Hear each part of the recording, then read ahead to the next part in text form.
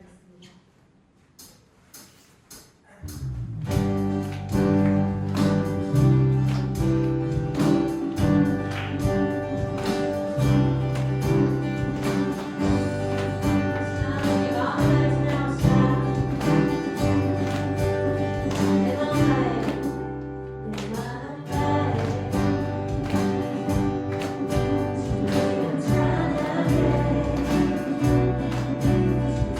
내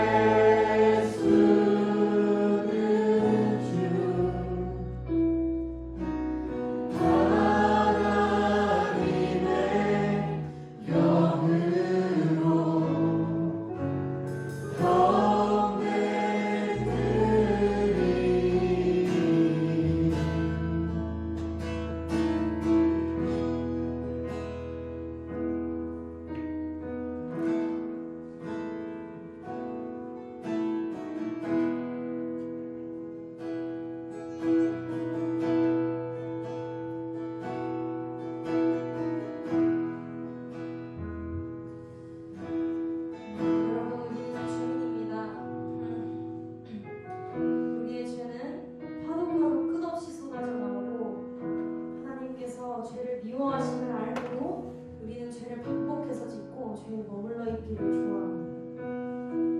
그러나 하나님께서 이런 우리를 아시고도, 이런 우리의 상태를 아시고도 우리를 사랑하셔서 아들을 내어주심으로 그 피로 인해 죄로 더럽혀진 우리를 깨끗하다 말씀해 주십니다. 우리는 아무것도 하지 않았고 아무것도 하지 못하는데 하나님께서 우리를 처음부터 사랑하시고 끝까지 사랑하셔서 모든 것을 이미 이루어 주셨습니다. 여러분, 저만 이 은혜를 알 수 없습니다. 여러분 한 분 한 분이 놀라운 은혜를 다 알 수 없는 이 사랑을 함께 깨닫고 누리기를 진심으로 소망하고 원합니다. 여러분 함께 기도하기를 원합니다. 하나님, 제가 더러운 죄인임을 아심에도 불구하고 나를 사랑하사 아들을 내어주심으로 모든 것을 이미 이루신 하나님, 당신의 그 크신 사랑과 놀라운 은혜를 깨닫기 원합니다. 하나님, 말씀을 들을 때 우리가 깨닫게 하여 주십시오. 우리가 하나님 당신을 보게 하여 달라고 이 시간 함께 마음을 모아 기도하도록 하겠습니다. 기도하시겠습니다. 자, 지난 시간에 우리가 공부한 것을 세 줄로 요약을 했었는데, 첫째 뭐였어요? 첫째, 주보에 나와 있지? 주보에 질문 1번에 나와 있잖아요. 그죠? 지난 말씀을 정리해 볼게요. 이따 공과 시간에도 여러분들이 반에서 하겠지만 내가 이렇게 돌아다니려고 무선 마이크를 산 거예요. 자, 1번 한번 읽어봅시다. 1번 시작. 하나님은 지난 시간에 첫 번째 질문이 뭐였어요? 아니, 하나님 왜 우리를 죄짓게 만들어가지고 우리를 잘못 만든 거 아니냐, 그 질문이었죠. 근데 거기에 대한 대답은 뭐다? 하나님은 우리를 선하게 창조하셨다. 우리를 선하게 창조하셨다. 근데 핵심 문제가 뭐라 그랬어요? 사람이 일부러 죄를 지은 것이다. 그죠? 일부러 죄를 지은 것이다. 뭐라고? 지난주에 중요한 단어 뭘 얘기해 줬어? 고의로. 그렇지. 고의로 죄를 지었다라고 이야기를 했습니다. 그래서 죄에 대한 책임은 사람에게 있는 거예요. 사람에게. 자, 두 번째, 하나님은 인간이 지은 죄에 대해서 하나님 내버려 두셔요? 아니면 어떻게 하셔요? 하나님은 인간이 지은 죄에 대해서 진노하신다라고 성경이 말하고 있습니다. 하나님의 화는 진노야. 하나님의 화, 하나님은 진노하십니다. 사람은요, 약해서 잘못을 저질러도 봐줄 수 있어. 싹싹 빌면은 용서해 줄 수 있어. 특히 부모님들은 뭐 잘못을 해도 너 이번에 진짜, 너 다음에 그러면 진짜 혼나? 이것만 진짜 넘어갈게. 부모님은 잘못을 지적하고도 싶지만 사랑하는 마음도 너무 커가지고 그게 넘쳐서 때로는 잘못을 하는 걸 아는데도, 그래, 오늘은 네가 고양이를 그렇게 잔인하게 죽였지만 넘어갈게, 이러면서 막 그런단 말이야. 그러다 드라마에서 어떻게 돼? 걔네들이 나중에 사이코패스 되잖아. 그죠? 그러니까 안 된다는 걸 알면서도, 정의의 마음이 있으면서도 자식을 향한 사랑이 삐뚤어지게 크기 때문에 넘어갈 수도 있어, 잘못을. 그런데 하나님은, 성경이 뭐라 그래요? 하나님, 여러분들에게 정의라는 표현을 쓰는데 원래 성경에서는 의라고만 돼 있어요. 하나님은 공의로우셔서 하나님은 절대로 잘못을, 죄를 그냥 모른 척 넘어가실 수가 없는 분이다. 그죠? 하나님은 그런 분이시다는 거예요. 그래서 하나님이 그런 분이시다. 그 다음에 세 번째로 뭐 했어요? 그렇다고 해서 하나님이 죄인을 처벌하는데, 그래, 죽일 놈들 잘됐다, 니네들은 다 필요 없어, 폐기 처분해, 그런 분이 아니라 죄인을 불쌍하게 여기시는 분. 그래서 지난주에 주보 그림이 뭐였어요? 잃어버린 동전을 찾는 여인. 그죠? 내 동전 어딨나 안타깝게 애타게 찾는 여인의 마음으로, 또 집 나간 아들을 기다리는 아버지의 마음으로, 아들이 언제 오나. 아들은 기다리지도 않는데 아버지는 그냥 맨날 기다리고 있다가 아들이 저 멀리서 그 집골로 보이는데도 알아보고 뛰어가서 맞이하는 그런 사랑이 많으신 아버지. 죄를 지어서 우리가 불쌍하지만 그러나 우리를 미워하지 않으시고 사랑하고 기다리신 아버지다, 이 말이에요. 자, 오늘 우리가 계속해서 지금 우리가 왜 죄인이고 우리 상태가 어떻고 이런 공부를 왜 하고 있냐면, 우리가 지금 이 요리문답을 배울 때 첫 번째 질문이 뭐였어요? 목사님이 무거운 짐 가방 들고 다니면서 여러분들한테 무슨 이야기를 했었냐면, 우리는 맨날 우리 인생은 죄를 지고 짊어지고 사는 한 우리 인생은 항상 피곤하고 지치고 항상 그래. 그래서 항상 힘들어. 그런데 이 죄를 내려놓을 수 있는 방법이 있어. 그 방법이 뭐냐? 예수님께 나아가서 나 인생을 맡기는 거야.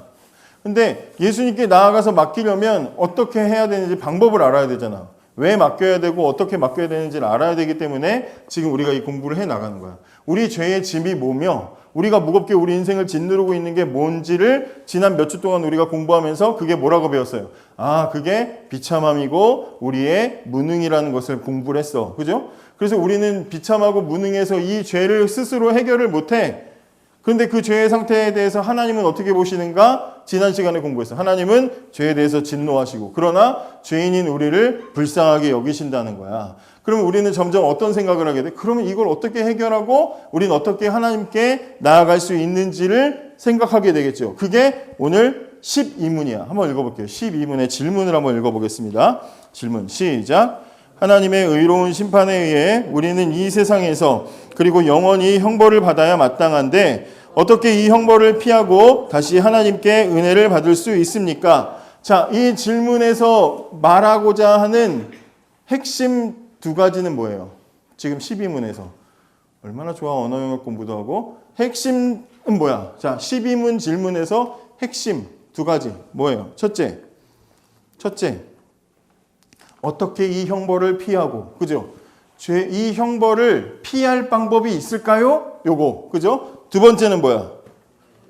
다시 하나님께 은혜를 받을 수 있을까요?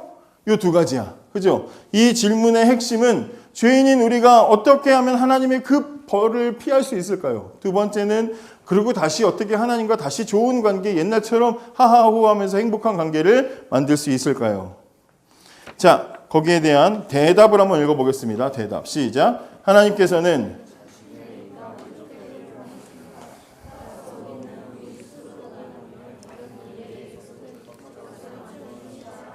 네, 우리는 하나님의 진노를 피할 수가 없어요. 아까도 말했지만 부모님은 싹싹 빌면은 그래 하고 용서해 줄 수 있어. 용서해 줄 수 있어. 그런데 그렇지 않다는 거예요. 제일 여러분 부모님한테 잘못했을 때 여러분 나름대로 피하는 방법 뭐 있어? 여러분 나름대로 부모님 나 때문에 지금 엄청 화났어. 나 지금 오늘 학교 갔다가 집에 가면 원래 저 죽었어. 그럴 때 여러분들 부모님의 그 화를 모면할 수 있는, 위기를 모면할 수 있는 꿀팁 좀 있으면 알려주세요. 학교에 갔다가 집에 가면 죽기 때문에 집에 안 들어가면. 집에 안 들어가면 때에 따라서 집에 안 들어가면 시간을 이렇게 오래 벌다가 거의 한 새벽 다 됐을 때 이렇게 들어갔으면 부모님이 지쳐가지고 들어와 이럴 때도 있지만 때에 따라서 체력이 좋은 부모님은 더 혼날 수도 있습니다. 그죠? 또 케바케야 이거는 또 뭐 있을까? 공부하러. 이 방법이 제일 좋은 것 같아. 막 공부하다 괜히 코피 흘리는 막 이런 그 연출을 하는 거지. 어디서 케찹 같은 거 준비해가지고 그러면서 엄마가 너 씨 막 혼내려고 그러는데 너무 늦게까지 공부하다가 코피 준비해 주시고요. 어쨌든 근데 제일 바보 같은 애들이 뭐야? 부모님이 막 혼낼 때 버티는 애들. 막 말 안 듣고 뭐 부모님 막 눈 쳐다보고 째려보고 그런 애들 있지. 나가라고 막 나가고 막 그런 애들 이제 그때 말 듣는 애들 그런 애들. 근데 어쨌든 부모님은 싹싹 빌면 넘어가 줄 수 있어요. 넘어가 줄 수 있습니다. 그래서 사실은 자식들의 버릇이 나빠지죠. 제가 아는 어떤 분은 자식이 아빠 지갑에서 돈을 훔쳤어. 그래가지고 이 아빠가 그걸 아셔가지고 이 아버지가 그걸 아셔가지고 바로 아이를 초등학생이었을 땐가 차에 태워가지고 경찰서로 데려갔습니다. 그래서 얘 내 돈 훔쳤다고. 빨리 감옥에 가더라고. 그래가지고 애가 거의 막 오줌 싸기 직전까지 애가 새파랗게 질려가지고 그 버릇을 고쳤다. 또 제가 아는 어떤 아이는 또 똑같이 아빠 지갑에서 돈을 훔쳤는데 걸렸어. 게임하려고 그 돈 때문에 게임 자금이 필요해서 돈을 훔쳤어.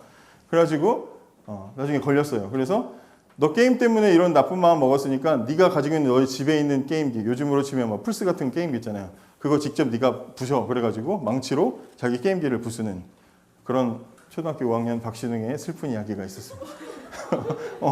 그러면 고쳐진다? 그렇게 하면 고쳐져. 물론 그런 식으로 무섭게 극단적으로 하시는 분들도 계시지만 대부분은 그냥 말하면 이렇게 싹싹 하면 넘어갈 때가 있어요. 그런데 부모님은 잘못을 대충 넘어가 줄 수 있지만 하나님은 잘못을 넘어가지 않으셔요. 근데 죄인은 어떤 습성을 가지고 있냐면 죄를 짓고 나면 하나님을 어쨌든 최대한 피해서 그냥 이 상황을 모면하려는 마음이 있어요. 그래서 아담이 하나님께 죄를 지었을 때 아담이 어떻게 했어요? 숲을 사이에 숨었죠? 또 가인도 자기 동생을 죽인 다음에 어떻게 했어요? 하나님을 피해서, 사람들을 피해서 도망하려고 했죠. 그러니까 죄인은 피하고 숨으려고 하는 습성이 있어. 그걸 고스란히 배운 게 누구냐? 연예인들이야. 연예인들 뭐 사고 무리를 일으키면 어떻게 해? 모든 방송에서 잠시 하차했다가 한 2년 정도 뒤에 이렇게 나와서 자숙을 끝내고 이제 저의 음악으로 여러분께 보답하겠습니다 하는 거잖아.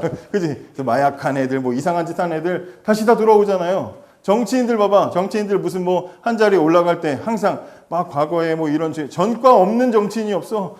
이거 어떻게 된 거냐고 막 그러면 저는 그때 기억이 나지 않습니다 하면서 가만히 버티다가 어쨌든 버티면 되는 줄 알잖아요. 세상은 그래. 그런데 하나님은 그렇게 하지 않으신다. 왜 그러냐면 하나님은 완전히 의로우시기 때문에, 하나님은 완전히 의로우시기 때문에 조금의 불의함을 견디실 수가 없어요. 그게 하나님이 가지고 계신 특징이야. 하나님은 완벽하게 의로우신, 쉽게 말하면 하나님은 완벽하게 정의로우신 분이시기 때문에 조금의 불의함을 용납하지 못하시는 분이야. 그래서 죄인이 죄인인 상태로 그대로 오면 하나님은 받아줄 수가 없고 죄를 완전히 해결해서 깨끗하게 만든 다음에 받아주셔야 되는 거야. 왜냐하면 여러분 작년에 우리 이제 지금 1학년 친구들은 없었지만 작년에 창세기를 공부하면서 하나님이 세상을 창조하실 때 눈에 보이는 것도 창조하셨지만 눈에 보이지 않는 것도 창조하셨다 그랬어요. 근데 눈에 보이지 않는 것 중에 하나님 뭘 만드셨다 그랬어요? 뭘 만드셨다 그랬어? 성우야. 하나님 뭘 만드셨다 그랬어? 대답하려고 쳐다봤던 거 아니었어? 하나님이 만드신 거 따라해보세요. 질서를 창조하셨어요. 자, 세상이 질서정연하게 규칙대로 정해진 대로 잘 흘러가면, 그죠? 질서대로 잘 흘러가면 그게 정의로운 사회죠. 정의로운 사회. 신호를 잘 지키고 도둑질하지 않고 사기치지 않고 사람들은 각자 자기 할 일 하면서 서로를 잘 도와가면서 그렇게 잘 질서 있게 살아가면 그 사회를 질서 있는 사회라고 해. 그런데 남의 거 뺏고 맨날 사기치고 죽이고 부모 자식이 서로 싸우고 그런 사회는 어떤 사회? 질서가 없는 사회를 뭐라 그래요?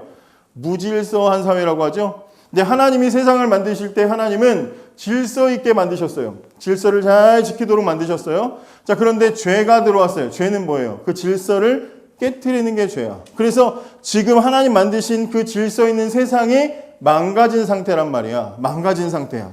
하나님은 이걸 그대로 두면서 망가진 세상을 가지고 그냥 우리와 그래도 괜찮아. 나는 뭐 부모님처럼 그렇게 살 수가 없는 분이라는 말이야. 하나님은 정의로우신 분이셔서 그렇게 사실 수가 없어요. 그래서 이 답이 12문의 답이 그 얘기라는 거야. 하나님께서는 자기의 의가 만족되기를 원하십니다. 이 말이 어려운데 이게 무슨 말이냐면 하나님은 만드신 세상이 질서 있기를 원하십니다. 정의롭기를 원하십니다. 이렇게 말하는 거예요.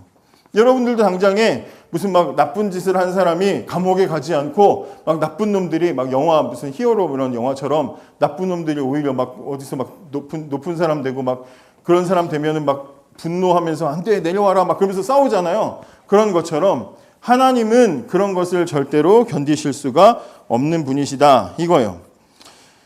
자, 그런데 문제는 뭐냐면 하나님께서는 그래서 그 정의로우시기 때문에 세상의 무질서한 그 죄에 대한 책임을 누군가는 져야 된다는 게 12문의 대답이야. 자, 근데 문제는 뭐냐? 그러면 죄를 지었으면 책임을 져야 되는데 누군가가 책임져야 되잖아요. 13문과 14문은 그러면 13문은 우리가 그러면 그 책임질 수 있나요? 이거고 14문은 우리를 대신해서 그럼 세상에 다른 거 무슨 다른 짐승이나 다른 돈이나 다른 것들이 그 죄의 책임을 질 수 있나요? 이거에 대한 질문이야. 한번 여러분 주보를 읽어봐봐. 13문 읽어볼게요. 시작. 답을 읽어봅시다. 답을 시작. 우리로는 죄의 책임을 다 질 수가 있다 없다? 없다 그랬어요. 자, 13문 시작. 자, 피조물은 뭐야? 피조물은 창조가 된 모든 거. 하나님이 만드신 창조된 모든 거. 이 세상의 모든 건 다 하나님이 창조하셨잖아요. 그러니까 하나님 창조한 모든 거. 나로는 죄가 해결이 안 된대. 죄를 못 갚는데. 그러니까 다음 질문이 그거야. 그럼 나 말고 다른 거 가지고 바치면 죄 용서받을 수 있나요? 이렇게 물어보는 거야. 거기에 대한 대답 읽어봅시다. 시작. 없습니다. 하나님은 인간의 범죄를 다른 무고한 피조물에게 전가시키는 것을 원치 않으실 뿐만 아니라 다른 피조물이 우리 죄를 자, 내가 만약에 공놀이를 하다가 남의 집 유리창을 깨트렸어. 그러면 그 유리창 값 해가지고 죄송합니다 해서 플러스 해가지고 아저씨 뭐 놀라셨으니까 뭐 커피 한 잔 드세요까지 해가지고 한 5만 원에서 10만 원 정도 배상하면 돼. 근데 만약에 나한테 돈이 없어. 그러면 엄마, 아빠 전화해가지고 아빠가 대신 계좌로 농협이에요? 쏴서 드리면 돼. 그죠? 유리창 깨면 유리창 깬 값을 지불하면 그 죄는 사라지죠. 그죠? 그걸 가지고 그 집 주인이 볼 때마다 유리창 깬 자식 저 나쁜 놈 저거 그러면서 막 계속 욕해? 너 때문에 그때 유리창 때문에 내 귀가 얼마나 놀란 줄 알아? 계속 그러냐고. 그런 진상은 없잖아요. 유리창 값 갚으면 죄는 끝나는 거야. 세상의 죄 중에는 쉽게 갚아서 끝날 수 있는 것들이 있어. 말만 잘해도 처리될 수 있는 것들도 있어. 자, 그런데 죄는 무게가 있죠. 죄는 무게가 있어. 그래서 범죄를 어떻게 나눠? 무게로. 가벼운 죄는 뭐라고 해? 가벼운 죄를 뭐라 그래요? 경범죄라고 하죠? 무거운 죄는 이번에 뭐 거기서 무슨 살인 사건으로 뭐 그 무슨 연예인이 아니면 어떤 사람이 중범죄를 저질렀습니다. 이렇게 말하죠? 죄에는 무게가 있어. 그럼 자, 생각해 봐. 죄의 무게는 어디에 따라서 달라져요? 어떤 사람이 우리 집 담벼락에다가 쉬했어. 열받아. 내가 산 내 집인데 내 집 담벼락에 피해를 손해를 입혔어? 지린내. 짜증나. 이 죄하고 누가 사람을 죽였어. 이 죄하고 무게가 같아요, 달라요? 다르죠? 무게가 다르다고 생각하는 그 기준은 뭐예요? 응? 죄의 질, 물론 죄의 질도 있지만 뭐 때문에 달라져? 그렇지. 피해자의 가치에 따라. 박수 한번 줘. 이런 건 박수 줘. 역시 고3은 다르죠. 피해자의 가치에 따라서 달라지는 거야. 그죠? 벽보다, 저희 집 벽보다 사람의 생명이 훨씬 더 가치가 있기 때문에 사람의 생명이 손상된 데에 대해서 더 무겁게 벌을 가는 거야. 자, 그러면 우리가 다 이제 이해를 했어. 죄는 때에 따라서는 갚을 수도 있어. 그런데 죄에는 무게가 다 달라. 그리고 그 죄의 무게는 상대방의 피해를 입은 사람의 그 존재의 가치에 따라서 된다. 그렇잖아요. 미안한 얘기지만 뭐 자전거 고장 내트린 거랑 그다음에 무슨 뭐 벤츠 긁은 거랑은 크기 뭐 정도 차이랑 다 떠나서 가치 때문에 배상의 차이가 나는 거잖아요. 그죠? 자, 그러면 우리는 죄인이야. 그럼 우리는 누구에게 죄를 지은 존재예요? 누구한테 죄를 지었어? 하나님께 죄를 지었어. 그죠? 자, 그럼 우리 죄는 하나님께 지은 죄면 우리 죄의 무게는 누구로 결정해야 돼? 하나님의 가치로 결정해야 되죠. 이 말 틀려요? 맞아요? 맞지요? 자, 그러면 하나님의 가치는 얼만큼이야? 셀 수 없습니다. 하나님의 가치는 나보다 커요, 적어요? 목사님보다. 여러분 그런데 그래도 저는 저 박신웅이니까 뭐 그래도 대학원도 나왔고 저 어떻게 박신웅으로는 하나님보다 가치가 비슷할까요? 아니요. 안 돼. 아니요. 그럼 저 미안해. 그럼 나 플러스 우리 부장이사님 공부도 잘하시고 아니요. 안 돼요. 그지? 자, 이런 식으로 해서 다 붙어. 세상 모든 사람이 다 붙었어. 우리 모든 전 세계 모든 태어났던 모든 역사 속의 모든 인류가 다 같이 한쪽에 서가지고 자, 우리랑 하나님이랑 무게를 달면 누가 더 무거워요? 하나님이 더 가치가 높으셔. 왜? 하나님은 창조자니까, 신이니까 인간보다 가치가 높아. 그러면 좋아. 사람으로 안 되니까 자, 모든 짐승아 모여라. 모든 것 다 모여라. 세상의 모든 금부터 해가지고 다 재산 될 만한 거 다 모았어. 그 모든 세상의 모든 것과 하나님 무게 재면 누가 더 무거워? 누가 더 무거워요? 하나님이 무거워요. 여러분, 사람을 죽인 죄도 미국 같은 데 보면 무슨 뭐 무기징역 해가지고 막 그런 징역 때리거나 아니면 막 사형을 하거나 아니면 뭐 이제 상징적으로 막 130년형 막 내린다 막 이러잖아요. 그 죄가 그만큼 크고 잘못이라는 이야기를 하는 거잖아. 자, 그러면 우리보다 온 모든 것보다도 가치가 높으신 그 하나님께 지은 죄라면, 그러면 그 죄에 대한 값은 우리가 갚을 수 있어요, 없어요? 없단 말이에요. 우리 모든 사람이 대신해도 갚을 수가 없어. 자, 그럼 여러분 중에 여기서 목사님 근데 구약 시대에 보면 소나 양 같은 거 가지고 제사 데리고 가서 이렇게 죽여가지고 바치면 하나님이 죄 용서해 주셨잖아요. 그럼 구약 시대의 그 짐승은 뭐예요? 라고 생각할 수 있죠. 자, 구약 시대에 바쳤던 짐승은 뭘까요? 그때 제사할 때 분명히 하나님이 제물 갖다가 번제로 바치고 하면 제물 바치면 하나님이 죄를 용서해 주셨다는 말이 있단 말이야. 자, 그러면 그때 죄 용서는 뭐야? 약간 용서하셨다는 상징적인. 오, 너 어디 신학교 다녔니? 학사 한번 할까? 자, 이건 무슨 얘기냐면 하나님이 우리의 죄를 어떻게 용서하시는지 예행 연습을 하는 거야. 구약 시대는. 자, 짐승을 갖다 바쳐. 짐승을 바치면 미안해, 성우야. 짐승을 바치면 자, 내가 죄를 졌어. 내가 죄를 졌는데 예쁜 양, 정말 깨끗하고 흠없는 티 없는 양을 이렇게 데려와서 하나님께 바쳐. 그러면 물론 원래 2마리 해야 되는데 그래서 이제 내 죄를 얘가 대신 하나님 얘한테 합니다 하고 제가 이제 이렇게 양 머리에 손을 대면 내 죄가 얘한테 옮겨갔다고 하나님이 그렇게 여겨주시는 거야. 그리고 얘를 슉슉슉 해가지고 죽이고 그 다음에 이제 태워가지고 바쳐. 이제 들어가. 이제. 그렇게 바치면 하나님이 우리 죄를 용서해 주신대. 이게 제사잖아요. 그래서 제 짐승의 피를 다 해가지고 하나님 우리의 죄를 용서해 주신대. 그러면 그 제사를 드릴 때마다 제사를 지내는 사람은 뭘 배워? 첫째, 우리는 하나님께 죄를 용서받아야 한다. 그죠? 배우죠? 또 두 번째 뭐 배워? 나에게는 내 스스로 죄를 갚을 능력이 없다. 배우죠? 그 다음에 세 번째, 나 대신 누군가의 생명으로 죄를 용서해 주신다. 3가지를 배우는 거야.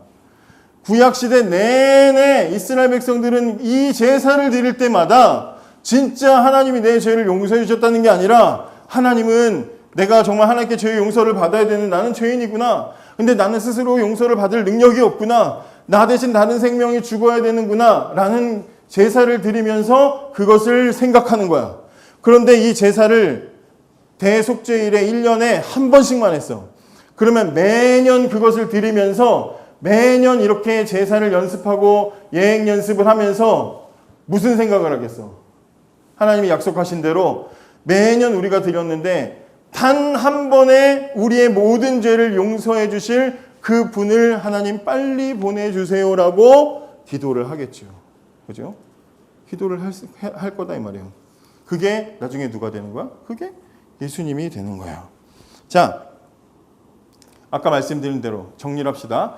하나님의 가치는 우리와 비교할 수가 없이 높다. 우리는 그래서 하나님께 지은 죄에 대해서 우리는 갚을 능력이 없다. 자, 그러면 이런 질문이 나올 수 있어. 그러면 하나님과 우리 사이를 다시 좋아지게 할 수 있는 누가 없습니까? 아무도 없어요. 하나님과 우리 사이를 중재, 중보 그런 거 이제 싸우면 그만 싸워. 싸우지 말고 그만 싸워. 그래, 너도 화해하고 그래. 얘도 그런 마음으로 그러는 게 아니야. 이게 뭐 하는 거야 지금? 중재하는 거잖아. 중재. 하나님과 우리 사이에 중재를 할 수 있는 건 아무도 없습니까? 그런 자격을 가진 건 아무도 없습니까? 라는 질문이 15문이야. 한번 읽어봐. 15문. 시작. 그러면 우리는 어떤 중보자나 구원자를 찾아야 합니까? 자, 그럼 우리를 하나님과 우리 사이를 중재할 수 있는 분은 자격은 뭘까? 아무나 할 수는 없잖아요. 자격은 뭘까? 그죠? 아무나 중간에서 그걸 할 수는 없는 거잖아요. 마트에서 애가 진상을 부려. 그래가지고 저거 사줘 막 바닥에 들어눕는 애들 있지. 들어누워. 막 그러면은 엄마가 너 진짜 혼날 줄 알아? 성우야, 너 진짜 혼날 줄 알아? 막 그러면서 막 혼을 내고 막 소리를 질러. 근데 옆에서 지나가던 사람이 너 애한테 자꾸 그러지 마세요. 애한테 그러면은 그 교육이 안 좋고 애가 나중에 커가지고 그게 마음에 남아서 나중에 상처가 되고 그게 나중에 10대 때 굉장히 또 이게 비행 청소년 될 수 있고 그러면 아줌마가 뭐라 그럴까? 애 엄마가 뭐라 그래? 뭔데? 야, 너 뭔데? 야, 네 자식이나 잘 키워. 너 뭔데? 이렇게 말하잖아. 자격이 없으면 오은영 아줌마가 왔으면 뭐라고 찍소리 못했겠지. 유근영이 와도 뭐라고 안 하겠지. 근데 어쨌든 지나가다가 목사님이 이렇게 해서 애한테 그러지 마세요. 그 엄마가 사랑으로 애를 키워야지 뭐 하시는 거야. 그러면 그 아줌마가 내 자식 내가 키우는데 뭔데? 막 이러면서 아저씨 좀 빠져요. 아저씨 먹던 거나 먹어요. 막 그러면서 나한테 뭐라고 할 거란 말이야.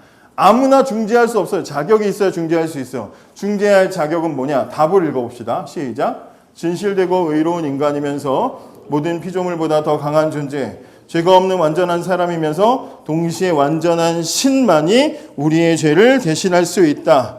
자, 조건이 뭐냐? 첫째 조건은 하나님께 죄를 지은 건 사람이기 때문에 하나님과 우리 사이에 이 문제를 해결하려면 대신 책임을 지려면 누가 와야 돼? 사람이 와야 돼.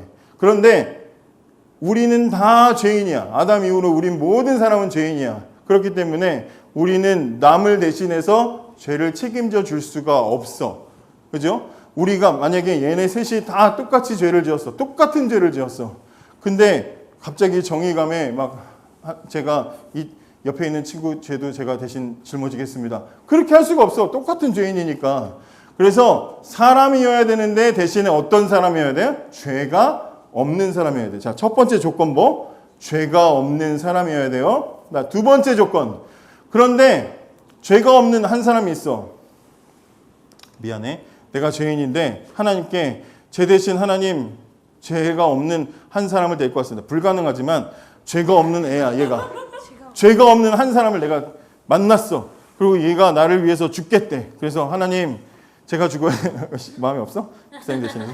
하나님, 저를 대신해서 이 친구가 죽겠답니다. 자, 들어가라, 죽어라. 그래서 얘가 대신 죽으면 나 한 사람은 용서를 받을 수 있겠지. 그런데 우리 모든 사람을 용서할 수는 없어. 왜냐하면 한 사람은 한 사람의 가치밖에 할 수 없으니까. 그래서 뭐가 필요하냐?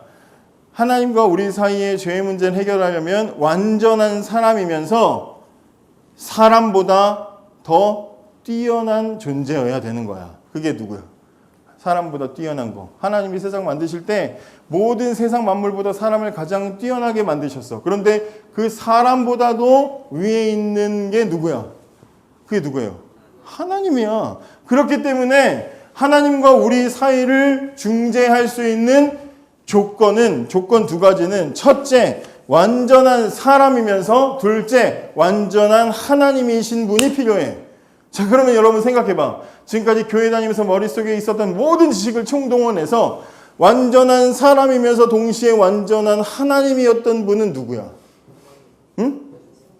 예수 그리스도밖에 없는 거예요. 예수 그리스도밖에. 자, 그래서 오늘 말씀의 두 번째 고린도 후서 말씀 같이 한번 읽어보고 마칠게요. 고린도 후서 말씀. 고린도 후서 5장 21절 시작. 하나님이 이거 누구야? 죄를 알지도 못하신 이 누구야? 예수님 얘기하는 거지? 사람인데 죄는 없는 사람이야. 아담의 후손이 아니니까. 그래서 하나님이 죄를 알지도 못하신 그 예수를 우리를 대신하여 죄인 취급하신 것은 그 다음에 밑줄 친 데 읽어보세요. 시작. 말이 어렵지만 그렇게 하신 것은 그래서 그 예수님 덕분에 우리가 그 하나님의 정의를 만족시킬 수 있게 하려고 하는 것이다 라는 게 오늘 우리가 읽은 성경의 말씀인 거예요. 우리를 대신해서 오신 예수님. 자, 여러분 이 그림은 여기 밑에 써 있죠. 아들들에게 사형을 선고하는 블루투스 아니야. 블루투스 연결하는 그거 아니야. 브루투스라는 정치인이야. 로마 정치인인데 이 사람은 어떤 사람이냐면 원래는 황제가 다스리던 나라였는데 그것을 이제 그 로마의 이제 원로원이 이제 뭐 쉽게 말하면 왕정 중심에서 의회 민주주의로 바꾸는 이제 했던 사람이 이 사람이야. 근데 항상 정치에는 반대파가 있잖아요. 그래서 아니야 다시 왕이 다스려야 돼 하고 반대파가 막 이제 반란을 일으키려고 했는데 제압당했어. 근데 제압한 그 반란군들을 보니까 그 속에 누가 있냐? 브루투스 자기의 아들들이 거기에 있는 거야. 그러니까 이 사람은 지금 고민에 빠진 거지. 쟤네들을 그냥 봐주려고 하니까 그러려면 지도자인 자기의 권위가 떨어져. 그렇다고 쟤네들을 죽이려니 사랑하는 아들인데 내가 아들들을 죽여내니까 아빠로서는 심장이 찢어지는 거야. 근데 결국 어떻게 되느냐? 자기 아들들을 그냥 죽여버립니다. 그래서 권위 있는 지도자의 이름은 챙겼지만 자식들을 사랑하는 아버지의 자격은 잃어버리게 되는 거죠. 여러분, 브루투스라는 사람은 하나만 챙길 수 있었지만 우리 하나님은 죄를 죄대로 처벌하시면서 죄인인 우리를 불쌍히 여기셔서 우리를 대신해서 그 아들을 보내셔서 사랑도 책임져 주시는 분이셔요. 그런 하나님이 우리의 하나님이고 이 소식이 바로 복음이라는 것, 이것을 기억하면서 우리가 이 땅을 살아갈 때 특별히 우리를 하나님의 자녀로 삼아주시고 그 아들을 완전한 사람이면서 완전한 하나님이신 그 아들 예수 그리스도를 보내주신 그 하나님께 감사하는 저와 여러분이 되기를 원합니다. 기도하겠습니다. 말씀으로 축복합시다. 여호와는 내게 복을 주시고 너를 지키시기를 원하며 여호와는 그 얼굴을 내게 비치사 은혜 베푸시기를 원하며 여호와는 그 얼굴을 내게로 향하여 드사 평강 주시기를 원하노라.